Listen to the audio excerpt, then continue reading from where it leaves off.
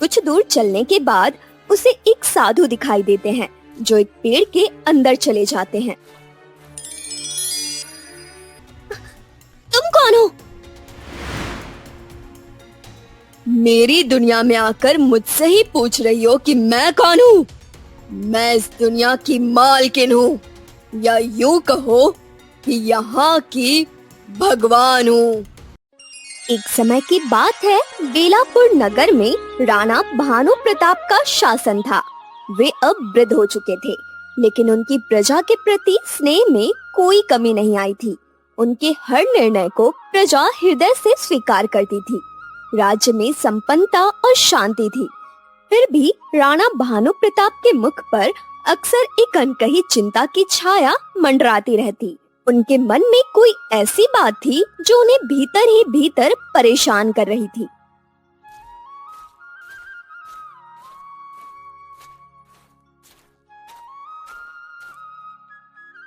अरे महाराज, क्या बात क्या है?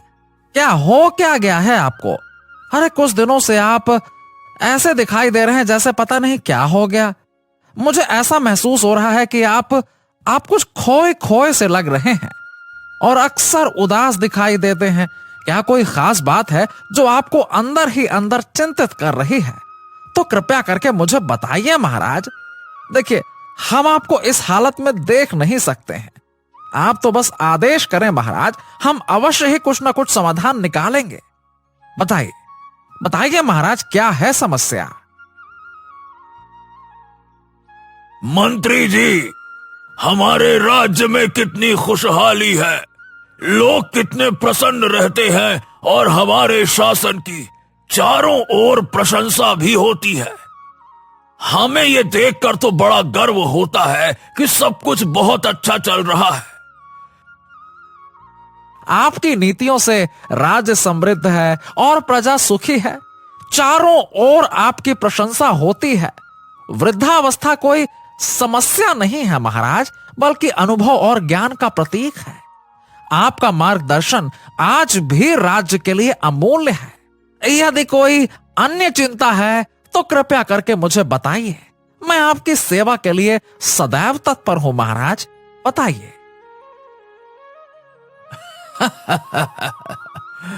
आपने तो एक ही बार में सब कुछ साफ कह दिया। नहीं मंत्री जी, नहीं, परंतु हम सोचते हैं कि हमने अपना पूरा जीवन इस राज्य और अपने प्रजा की सेवा में समर्पित कर दिया। लेकिन हमारे बाद इस राज्य का क्या होगा? महाराज, ये तो आपने उचित बात कही। मेरे हिसाब से तो आप अपनी पुत्री को राज सिंहासन पर बिठा दें, राजकुमारी को राज्य का कार्यभार सौंप दें और स्वयं उनके मार्गदर्शक बन जाएं। इससे राजकुमारी को आपसे बहुत कुछ सीखने को मिलेगा और राज्य को भी नई ऊंचाइयों तक पहुंचाने में आप सहायक रूप में रहेंगे ही रहेंगे। क्या कहते हैं महाराज? हाँ, ये बात कही आपने एकदम पते की। इस विषय में हम राजकुमारी गायत्री से शीघ्र ही चर्चा करेंगे। हाँ, राजकुमारी, तुम्हारा हृदय से धन्यवाद। यदि तुमने आज साहस ना दिखाया होता तो वो क्रूर सांप मुझे और मेरे अंडों को खा जाता। तुमने हमारी रक्षा करके मुझ पर बहुत बड़ा उपकार किया है। बहुत बहुत धन्यवाद। मैं इस जंगल के बारे में बहुत कुछ जानती हूँ और ये भी जानती हूँ कि यहाँ कई अनोखी और रहस्यमयी चीजें हैं। हाँ राजकुमारी, आज मैं अपना घोंसला किसी सुरक्षित जगह पर बना लूं, फिर कल मैं आपको इस जंगल के रहस्यों के बारे में बताऊंगी। हाँ। रहस्य? कैसा रहस्य? अरे राजकुमारी, इस जंगल में एक रहस्यमयी पेड़ है जिसमें एक गुप्त द्वार है। वो द्वार दूसरी दुनिया में खुलता है जहाँ अद्भुत और जादुई चीजें छुपी हुई हैं। हाँ। चिड़िया, क्या तुम सच कह रही हो?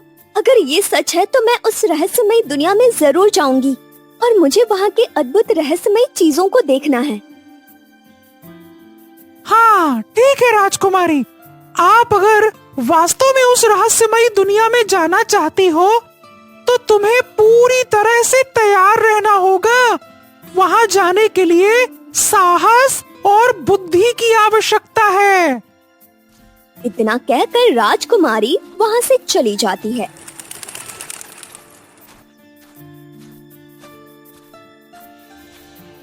कुछ दूर चलने के बाद उसे एक साधु दिखाई देते हैं जो एक पेड़ के अंदर चले जाते हैं।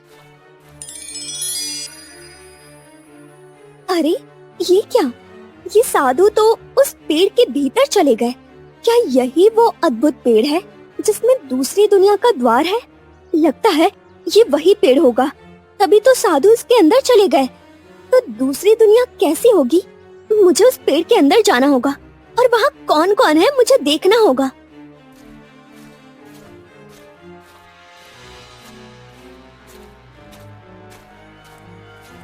इतना कहकर राजकुमारी उस पेड़ के पास चली गई। जैसे ही उसने उस पेड़ को छुआ, वो अचानक दूसरी दुनिया में पहुंच जाती है। तभी साधु उसे देखकर हैरान हो जाते हैं। अरे तुम कौन हो और यहाँ कैसे आई? साधु महाराज, मैंने देखा कि आपने उस रहस्यमयी पेड़ को छुआ और आप गायब हो गए। मैंने भी वही किया और अब मैं भी यहाँ आ गई हूँ। ये तुमने बहुत गलत किया। तुम्हें यहाँ नहीं आना चाहिए था। क्यों साधु महाराज, मुझे क्यों नहीं आना चाहिए था? क्योंकि यह दुनिया बहुत खतरनाक है। यहाँ एक दुष्ट डायन का राज चलता है और वो बेहद खतरनाक और क्रूर है।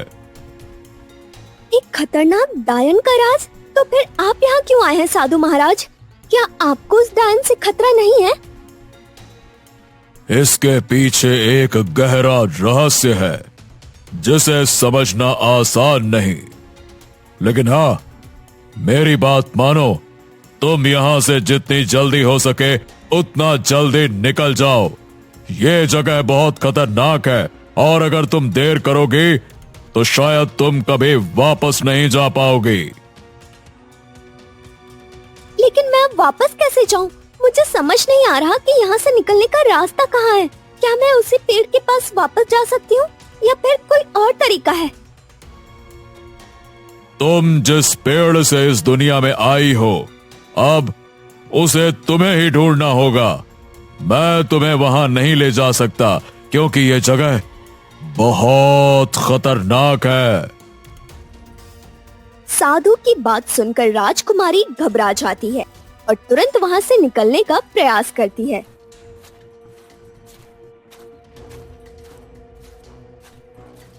वो साधु महाराज आखिर किस गहरे रहस्य की बात कर रहे थे? ऐसा क्या हो सकता है जो उन्होंने मुझे यहाँ से तुरंत लौटने की चेतावनी दी? अब मुझे उस दरवाजे को कहाँ ढूंढना होगा? क्या सच में वो पेड़ यहाँ कहीं छिपा हुआ है? तभी अचानक एक रहस्यमयी आवाज आती है। तुम कौन हो और बिना मुझसे मिले कहाँ जा रही हो? तुम कौन हो? मेरी दुनिया में आकर मुझसे ही पूछ रही हो कि मैं कौन हूँ? मैं इस दुनिया की मालकिन हूँ, या यूं कहो कि यहाँ की भगवान हूँ और तुम सब मेरे गुलाम हो। गुलाम? नहीं, मैं किसी के गुलाम नहीं हूँ। मैं एक राजकुमारी हूँ और मेरे पिता एक महान राजा हैं। मुझे कोई फर्क नहीं पड़ता कि तुम कौन हो। अब तुम मेरी दुनिया में हो और इसका मतलब ये है कि तुम मेरी आज्ञा का पालन करोगी। अब तुम्हें वही करना होगा जैसा मैं कहूंगी। देखो, तुम जो भी हो, मैं तुम्हें नहीं जानती और ना ही मुझे किसी का गुलाम बनना है। मैं बस उस पेड़ को ढूंढ रही हूँ जिसके छूने से मैं इस दुनिया में आई थी।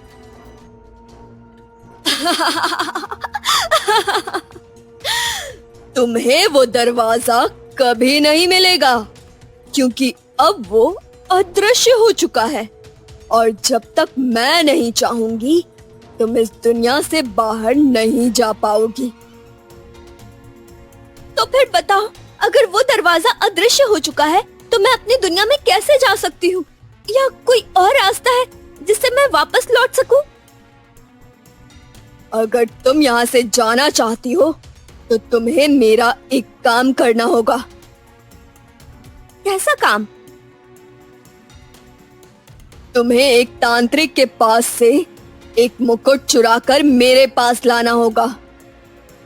अच्छा, तो ये वही डायन है जिसके बारे में साधु महाराज ने बताया था। ये मुझसे किसी तांत्रिक का मुकुट चुराने के लिए कह रही है, पर मैं इसकी चाल में नहीं फंसूंगी। नहीं, मैं तुम्हारे लिए कोई मुकुट नहीं लाऊंगी। इतना कहकर राजकुमारी वहां से चली जाती है।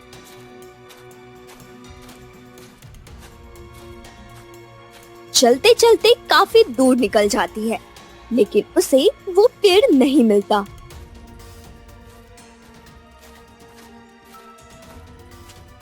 ना जाने कहाँ होगा वो पेड़ और कहाँ ढूंढूं मैं उसे। तभी अचानक एक रहस्यमयी आवाज गूंजती है। तुम्हें यहाँ नहीं आना चाहिए था। हाँ, ये किसकी आवाज है? कौन हो तुम? मैं यहाँ हूँ, इस गुफा में, तुम्हारे सामने। राजकुमारी धीरे धीरे गुफा के अंदर चली जाती है।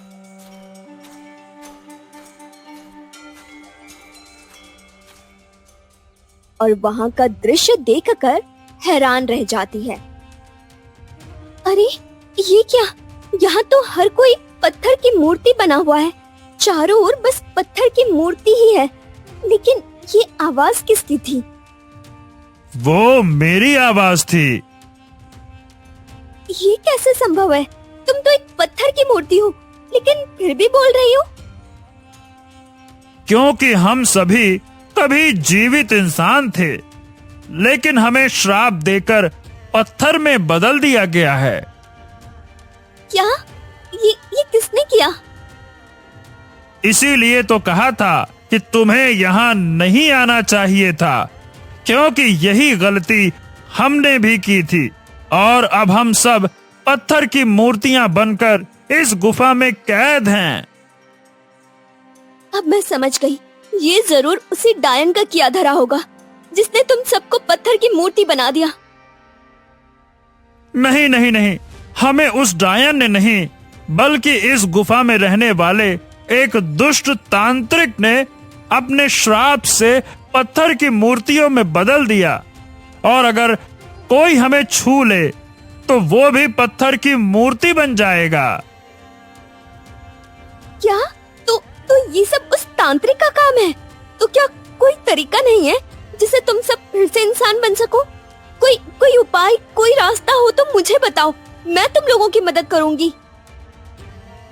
एक रास्ता है जिससे हम सभी फिर से इंसान बन सकते हैं, पर उसे पूरा करना अपनी जान को खतरे में डालने के समान है। क्या है वो रास्ता? मुझे बताइए, मैं अपनी जान की बाजी लगाकर भी तुम सबको वापस इंसान बनाऊंगी। यहाँ से दूर एक कुआं है जिसमें एक तांत्रिक रहता है। उसके पास एक जादुई मुकुट है जिसकी शक्तियों से उसने हम सबको अपने वश में कर रखा है। उसी मुकुट की ताकत से हमें पत्थर में बदला गया था। अगर कोई किसी तरह वो जादुई मुकुट उससे चुरा ले तो वो शक्तिहीन हो जाएगा और शायद हम सभी फिर से इंसान बन सके। मैं तुम्हें और बाकी सभी को श्राप से मुक्त करूंगी। चाहे जितनी भी मुश्किलें आए, मैं वो जादुई मुकुट ला कर रहूंगी।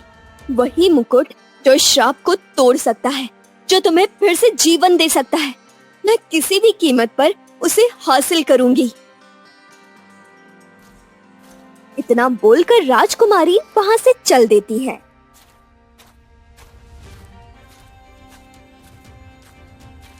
और कुछ ही दूरी पर उसे वही कुआं दिखाई देता है। यही है वो कुआं जिसमें वो तांत्रिक रहता है। तभी अचानक साधु की आवाज आती है।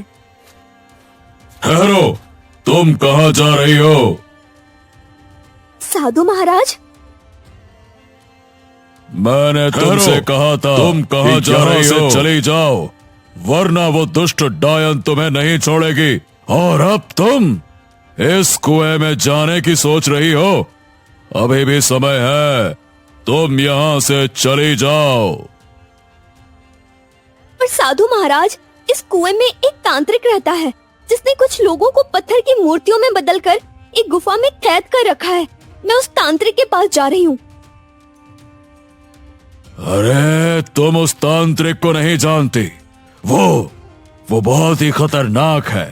अगर तुम उसके चंगुल में फंस गई तो वो तुम्हें भी पत्थर की मूर्ति बना देगा।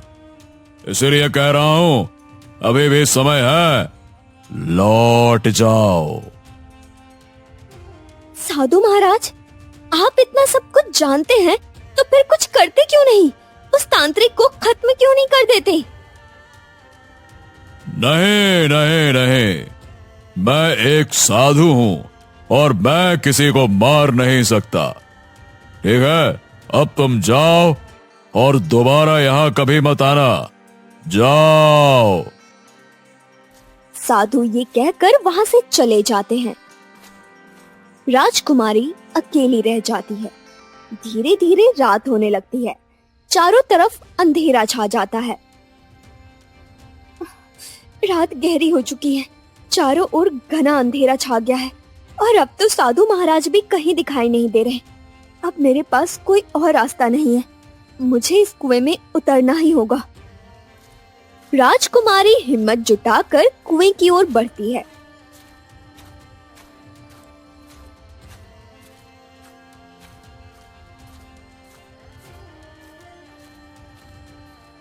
तभी तांत्रिक की गूंजती हुई आवाज उसे सुनाई देती है।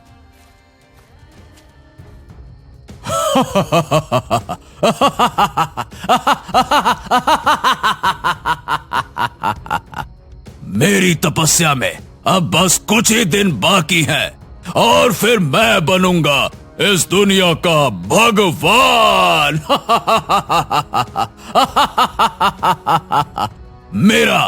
मेरा राज होगा इस पूरी दुनिया पर।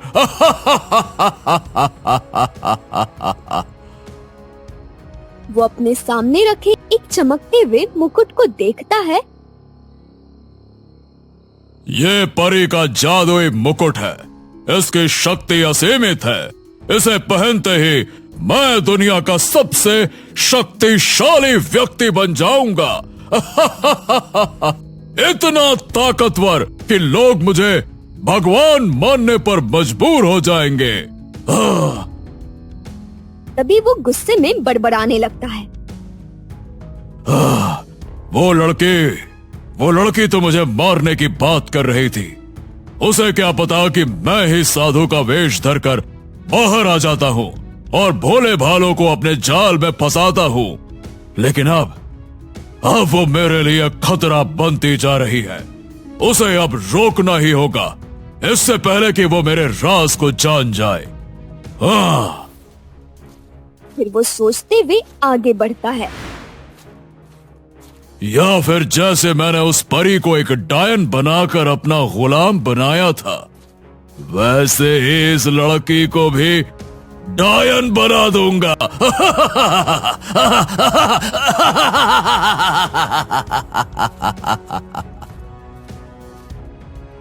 वो थोड़ा रुककर आकाश की ओर देखता है, फिर अपने मुकुट की ओर लौट जाता है।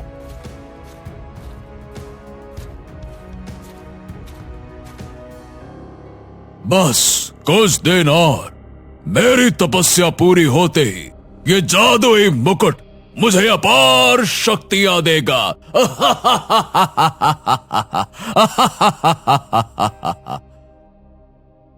पहले स्नान करके अपनी तपस्या पूरी करता हूँ, फिर उसके बाद उस लड़की को भी निपटाना होगा। हाँ। फिर वो स्नान करने के लिए कुंड की ओर बढ़ता है, जबकि मुकुट वहीं पर पड़ा रहता है। राजकुमारी दूरी से ये सब देख रही थी और अब उसे सारी सच्चाई समझ में आ चुकी थी। अच्छा, तो ये बात है, ये तांत्रिक ही साधु है और वो डायन कोई डायन नहीं बल्कि एक परी है जिसका ये मुकुट है। इसलिए ये साधु का रूप धरकर यहाँ आने वाले लोगों को रोकता है, जिससे कि ये अपने मकसद में कामयाब हो सके। अगर मैं ये मुकुट चुरा लूं, तो इस तांत्रिक की तपस्या अधूरी रह जाएगी, जिससे इसका सपना कभी पूरा नहीं होगा। नहीं तो ये पूरी दुनिया को तबाह कर देगा। राजकुमारी दबे पांव आगे बढ़ती है, चुपके से जाकर मुकुट उठाती है और फिर तेजी से वहां से निकल जाती है।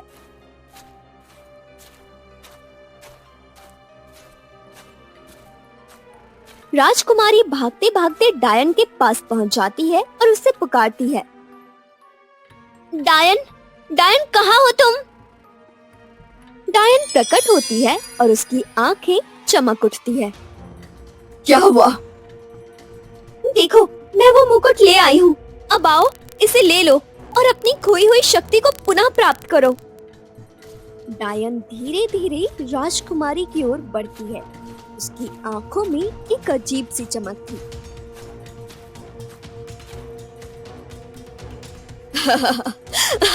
हाँ, ये मुकुट मुझे दो, जल्दी करो, मुझे इसकी शक्ति चाहिए। राजकुमारी मुकुट पीछे करते हुए कहती है, मैं तुम्हें ये मुकुट दे दूंगी, लेकिन एक शर्त है। शर्त? कैसी शर्त? तुम इस मुकुट को पाने के बाद किसी को भी नुकसान नहीं पहुंचाओगी और इसे दोबारा उस तांत्रिक को कभी नहीं दोगी। डायन गहरी सांस लेकर बोलती है, नहीं, ये मुकुट उस तांत्रिक को नहीं दूंगी और ये रूप भी वही तांत्रिक का दिया हुआ है जिसे अब मैं बदलने वाली हूँ। अब जल्दी से मुझे ये मुकुट दे दो, नहीं तो मेरे अंदर का शैतान जाग जाएगा और फिर मेरे शरीर पर मेरा वश नहीं रहेगा। जल्दी करो। राजकुमारी डायन को मुकुट दे देती है। मुकुट पहनते ही डायन का रूप बदल जाता है और वो एक परी बन जाती है। अपनी शक्ति का उपयोग करके वो और राजकुमारी एक साथ गायब हो जाती है और दोनों उसी कुएं के पास जाकर प्रकट होते हैं। अच्छा, तो ये मुकुट तूने चुराया था? तूने? अरे तुझे ये बिल्कुल नहीं करना चाहिए था। मैंने तुझे कितनी बार चेतावनी दी कि यहाँ से निकल जा, लेकिन तू नहीं मानी। अब तुझे मैं नहीं छोड़ूंगा दुष्ट लड़के। तूने मेरे धैर्य की सीमा को पार कर दिया है। वाह! ए तांत्रिक, अब तू कुछ नहीं कर पाएगा, क्योंकि अब मेरे पास मेरा मुकुट है और इसकी सारी शक्तियां मेरे पास लौट आई है। अब तू शक्तिहीन हो चुका है और इससे पहले कि तू कोई और छल करे, मैं तेरा खेल हमेशा के लिए खत्म कर दूंगी। इतना कहकर परी अपने जादू से तांत्रिक को पत्थर की मूर्ति में बदल देती है और फिर राजकुमारी की ओर देखती है और मुस्कुराते हुए कहती है, अब चिंता मत करो राजकुमारी, अब वो दुष्ट तांत्रिक किसी को भी नुकसान नहीं पहुंचा सकता। अब तुम मेरे साथ चलो, मैं अपने जादू से सभी लोगों को पत्थर की मूर्तियों से मुक्त कर दूंगी। वो फिर से जीवन की खुशी महसूस करेंगे, अपने प्रियजनों से मिल सकेंगे। वो सब लोग अपने असली रूप में लौट आएंगे। तब तुम अपनी दुनिया में वापस जा सकोगी। चलो, एक पल भी गंवाना उचित नहीं है। हमें अपने लोगों को बचाना है। हाँ, हमें देर नहीं करनी चाहिए। चलो, पहले उन सभी को मुक्त कर देते हैं जिसे तांत्रिक ने पत्थर की मूर्तियां बना रखा है। जब सब लोग एक साथ जाएंगे, तभी मेरी खुशी पूरी होगी। परी अपनी जादुई शक्ति से सुनहरी रोशनी बिखेरती है, जिससे सभी लोग पत्थर की मूर्तियां बने हुए थे, वो लोग अपने असली रूप में आ जाते हैं। परी, तुमने हम सभी को फिर से जीवन दिया है। तुम्हारे बिना हम कभी मुक्त नहीं हो पाते। मैं शब्दों में बता नहीं सकती कि मैं तुम्हारी कितनी आभारी हूँ। धन्यवाद परी, धन्यवाद। फिर परी सभी को अपने साथ इंसानों की दुनिया में वापस ले आती है।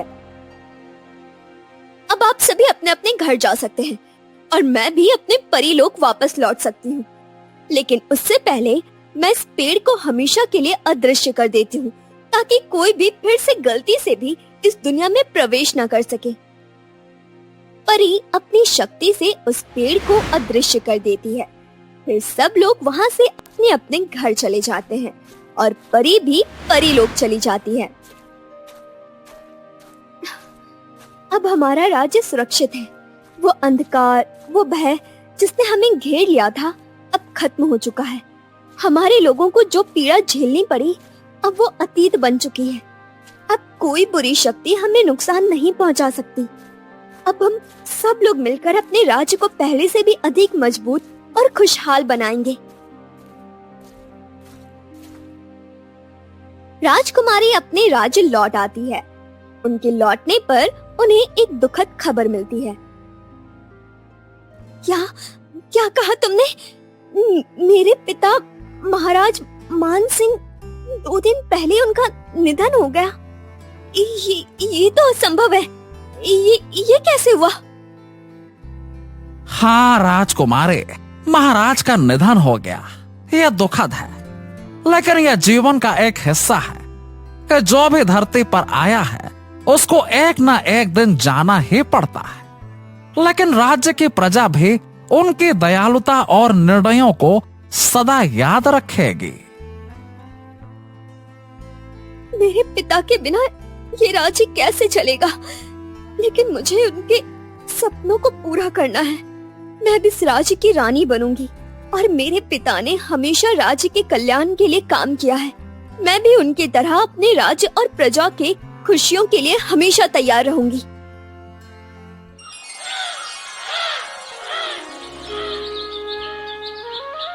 राजकुमारी रानी बन जाती है और पूरे राज्य का कार्यभार संभालने लगती है। राज्य में विकास और समृद्धि के नए आयाम आ जाते हैं। हमारे राज्य में किसी को भी किसी भी चीज की कमी नहीं होगी। हम एक साथ मिलकर इस राज्य को और भी समृद्ध बनाएंगे। मैं अपने पिता के सिद्धांतों पर चलकर आपको हर प्रकार की सुविधा और सुरक्षा प्रदान करूंगी। राजकुमारी अपने पिता के सपनों को पूरा करने के लिए नए फैसले लेती है, जिससे राज्य में खुशहाली और समृद्धि का माहौल बनता है।